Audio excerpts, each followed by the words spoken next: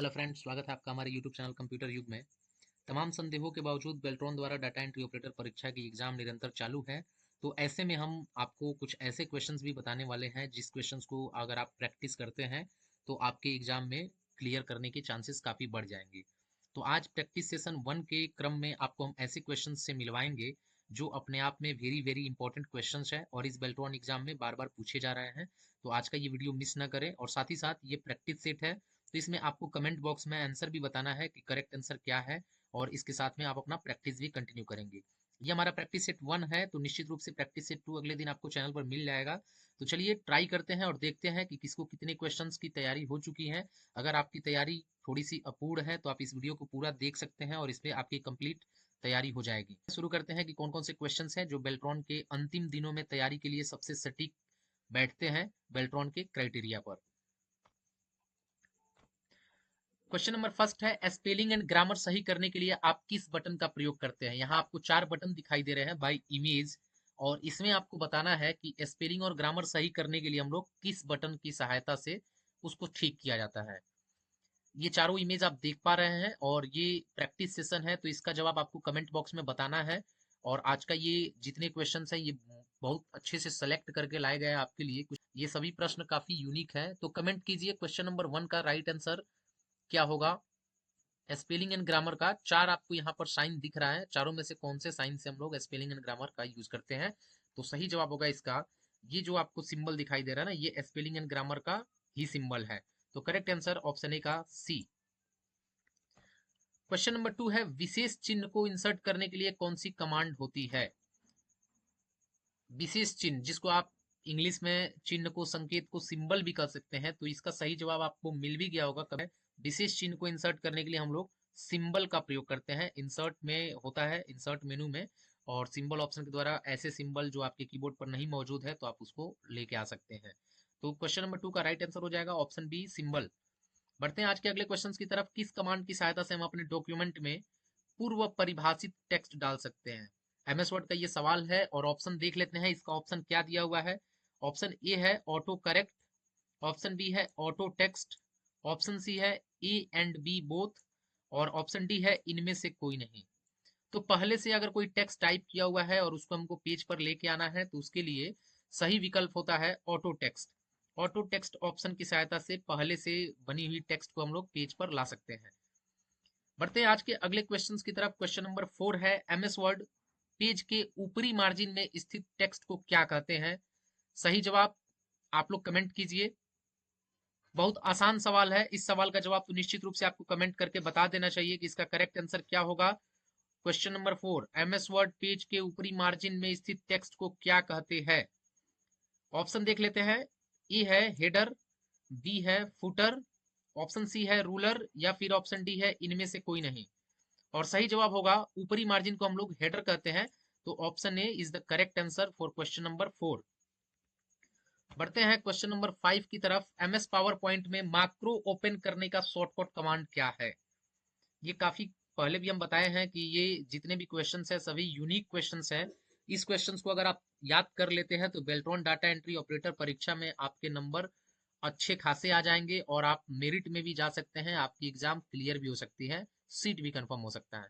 तो question number 5 का correct answer होगा, आप लोग तब तक कमेंट करके बता सकते हैं और आपको अगर पता है तो बताएंगे, नहीं पता है तो जरूर याद कर लीजिए।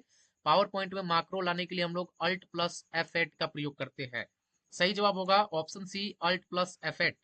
बढ़ते हैं आज के हम अगले क्वेश्चन की तरफ। क्वेश्चन नंबर 6 है, एक्सेल में वर्कशीट को सुरक्षित करने के लिए पासवर्ड डालने की सुविधा किस मेनू में होती है। और ये अभी तक आप लोग को जरूर पता चल गया होगा कि ये क्वेश्चंस मोस्ट इंपॉर्टेंट है, हर बार पूछ रहा है, तो इस क्वेश्चंस को तो आपको बढ़िया से देखना है, ध्यान लगाना है इस पे और अच्छे से समझना है कि पासवर्ड डालने के लिए हम लोग किस मेनू में जाते हैं। और सही जवाब इसका होगा ऑप्शन ए फाइल मेनू। आपको जब भी वर्कशीट को सेव करना होगा पासवर्ड से तो आप फाइल मेनू के द्वारा जाकर और फिर पासवर्ड लगा सकते हैं। क्वेश्चन नंबर 7 है, वर्ड में सेलेक्ट किए गए टेक्स्ट में बुलेट्स एंड नंबर देने के लिए कौन से शॉर्टकट का प्रयोग करते हैं। अब देखिए, बुलेट्स एंड नंबरिंग का शॉर्टकट अभी तक उम्मीद है कि आप लोग को नहीं पता है, और अगर पता है तो आप कमेंट कर सकते हैं। यहाँ पर 4 विकल्प मौजूद है। ऑप्शन ए कह रहा है alt plus O plus P, option B है alt plus O plus N, option C है alt plus O plus F and option D है alt plus I plus P. तो सही जवाब इसका हो जाएगा ऑप्शन, तब तक आप लोग कमेंट भी कर सकते हैं अगर आपको पता है तो, अगर नहीं पता है तो आप यहाँ याद भी कर लीजिएगा बुलेट्स एंड नंबरिंग का shortcut command Alt plus O plus N. सही जवाब होगा option B Alt plus O plus N. अभी तक आप जरूर नहीं जानते होंगे तो आप इसको जरूर याद कर लीजिएगा क्योंकि ये मोस्ट इंपॉर्टेंट क्वेश्चंस की लिस्ट में आते हैं। बढ़ते हैं हम आज के अगले क्वेश्चंस की तरफ। क्वेश्चन नंबर 8 है, इनमें से कौन सा स्पेलिंग डायलॉग बॉक्स में नहीं होता है। स्पेलिंग डायलॉग बॉक्स लाने का शॉर्टकट भी आप याद रखेंगे F7 होता है। जब भी इस डायलॉग बॉक्स को हम लाते हैं, अगर कोई गलत वर्ड मीनिंग पेज पर टाइप करते हैं तो इसमें से क्या नहीं होता है। ऑप्शन ए है इग्नोर वंस, ऑप्शन बी है इग्नोर ऑल, ऑप्शन सी है चेंज या फिर ऑप्शन डी है एडिट। अगर आपने देखा हुआ है F7 डायलॉग बॉक्स ओपन करके, स्पेलिंग डायलॉग बॉक्स ओपन करके, तो आप लोग कमेंट कीजिए इसका सही जवाब क्या होगा। ज्यादा से ज्यादा कमेंट कीजिए क्योंकि आज का ये वीडियो जो है ये एक प्रैक्टिस सेट है जो आपसे आपकी प्रैक्टिस भी करवाएगा और एग्जाम प्रिपरेशन के बारे में आपको पता भी चलेगा कि आपकी तैयारी कितनी प्रतिशत पूरी हो चुकी है। हमारे चैनल पर हम ज़्यादा इंट्रो नहीं करते हैं, डायरेक्टली आपको क्वेश्चन से मिलवाते हैं क्योंकि हमको पता है कि अंतिम दिनों में केवल क्वेश्चंस ही आपको रिपीट करना है और ये क्वेश्चंस जो आप यहाँ तैयार करेंगे वही एग्जाम हॉल में आपका हेल्प भी करेगा। तो इसका सही जवाब होगा, अगर आपने देखा होगा स्पेलिंग डायलॉग बॉक्स को, तो उसमें एडिट ऑप्शन नहीं होता है। तो ऑप्शन डी इसका राइट आंसर होगा, एडिट। बढ़ते हैं आज के अगले क्वेश्चन की तरफ। एमएस वर्ड में निम्न में कौन सी शब्द का समानार्थी बताता है। इनमें से कौन है जो किसी शब्द का समानार्थी बताता है। ऑप्शन ए है थीसर्स, ऑप्शन बी है स्पेलिंग चेक, ऑप्शन सी है हाइपरलिंक या फिर ऑप्शन डी है स्टाइल्स।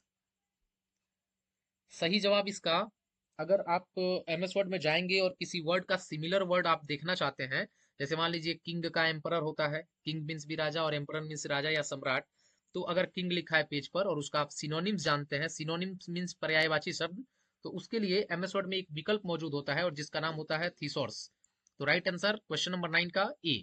बढ़ते हैं हम आज के अगले क्वेश्चन की तरफ। क्वेश्चन नंबर 10 है, एक्सेल में सबसे छोटी रेंज क्या है। और ये सवाल आपके लिए है, आप लोग तुरंत कमेंट करके बताएं एक्सेल की छोटी रेंज क्या होती है। सीट, बुक, सेल या फिर पेज। सही जवाब इसका क्या होगा, अगर आपको पता है, आप बहुत अच्छे से इसको जानते भी होंगे, देखने के बाद ही आपको पता चल गया होगा कि इसका सही जवाब ऑप्शन सी होगा, सेल। तो करेक्ट आंसर हो जाएगा क्वेश्चन नंबर 10 का सी। क्वेश्चन नंबर 11 है, हॉरिजेंटल स्टैक का उपयोग करके डाटा को टुकड़ों की तुलना करता है। कौन सा चार्ट है, यहाँ आपको 4 चार्ट दिखाई दे रहा है, इसमें से आपको बताना है कि किसके द्वारा हॉरिजेंटल स्टैक का उपयोग करके डेटा को टुकड़ों में हम लोग कंपेयर करते हैं। ऑप्शन ए है pie chart, option B area chart, option C scattered या फिर ऑप्शन डी बार चार्ट। और इसका सही जवाब अगर आपको नहीं पता है तो मैं बता रहा हूं, आप याद भी कर लीजिए, ऑप्शन डी इसका करेक्ट आंसर होगा, बार चार्ट। इसमें हॉरिजेंटल स्टिक के द्वारा आप डेटा को देखते हैं। क्वेश्चन नंबर 12 है, एक्सेल में एक अलग सीट में स्थित एक सेल से डेटा प्राप्त करना क्या कहा जाता है। देखिए, एक अलग सीट में डाटा है और एक सेल से डाटा प्राप्त करना है, अलग सीट में अगर वो स्थित है तो उसको हम लोग क्या कहेंगे। ऑप्शन है फंक्शनिंग, ऑप्शन बी है रेफरेंसिंग, ऑप्शन सी है अपडेटिंग या फिर एक्सेसिंग। और सही जवाब होगा ऑप्शन बी, रेफरेंसिंग। बढ़ते हैं आज के अगले क्वेश्चन की तरफ। क्वेश्चन नंबर 13 है, एक्सेल में बाय डिफॉल्ट नंबरों का अलाइनमेंट क्या होता है। नंबर का अलाइनमेंट राइट और टेक्स्ट का अलाइनमेंट लेफ्ट होता है। ये जरूर याद कर लीजिए, इन दोनों में से कोई एक क्वेश्चन जरूर पूछेगा एग्जाम में।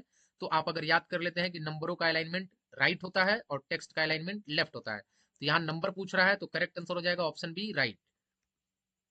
ये थे हमारे प्रैक्टिस सेशन का पार्ट 1। आप इन सभी क्वेश्चंस को देखने के बाद आपके अंदर एक होप भी जगा होगा कि कितने क्वेश्चंस आप तैयार कर लिए हैं। कमेंट बॉक्स में भी बताइए कितने क्वेश्चंस आप सही कर पा रहे हैं, हम आपको रिप्लाई करके भी बताएंगे कि आपके कितने नंबर सही हुए। मिलते हैं अगले दिन एक नए वीडियो में, तब तक के लिए आप सभी का बहुत बहुत धन्यवाद।